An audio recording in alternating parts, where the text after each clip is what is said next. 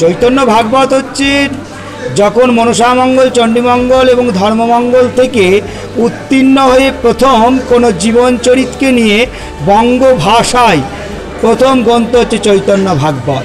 এই চৈতন্য ভাগবত বৃন্দাবন দাস ঠাকুরমশাই চৈতন্য জীবনীমূলক একটি গ্রন্থের রচয়িতা। এই বৃন্দাবন দাস ঠাকুরমশাইয়ের পাঠবাড়ি এই শ্রীপাঠ দেনুরের বৈশিষ্ট্য হচ্ছে চৈতন্য ভাগবত গ্রন্থ, কারণ বৃন্দাবন দাস ঠাকুরমশাইয়ের স্বহস্ত লিখিত এবং শ্রীমদ্ ভাগবতের একটা দশম স্কন্ধের পুঁথি আছে, যেটা হচ্ছে গদাধর পণ্ডিতের রচনা, যেটা নিত্যানন্দ প্রভুর আদেশে ওই গ্রন্থটি রচিত হয়েছিলেন। আমি এখানে এসছি দেনুর ধামে, বৃন্দাবন দাসের ধাম।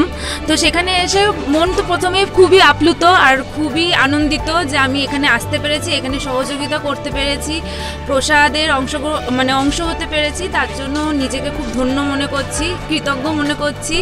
এখানে যেনারা আছেন তারা এখানে যেভাবে এই আয়োজন করেছেন তার জন্য। আর আমার একটা ছোট্ট দাবি ছিল সরকারের কাছে যে এই যে আমাদের একটা প্রাচীন কালের যে এই ঐতিহ্য, যেখানে এত সুন্দর একটা নাম ডাক, এটা অনেক পুরনো আমল থেকেই চলে এসছে, কিন্তু আমাদের এই আধুনিক জীবনত্তায় আমরা এটাকে অনেকে ভুলে যাচ্ছি।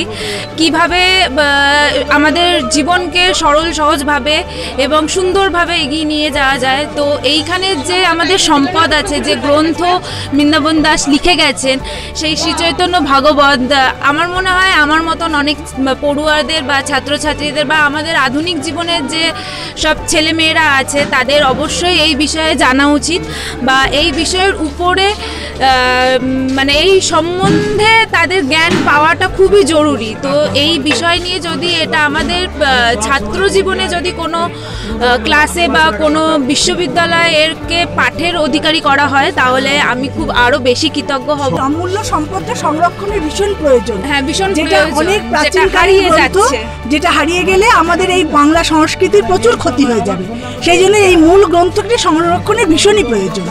এইটা যদি সরকার একটু দৃক্পাত করেন তাহলে আমরা খুব বাধিত হই।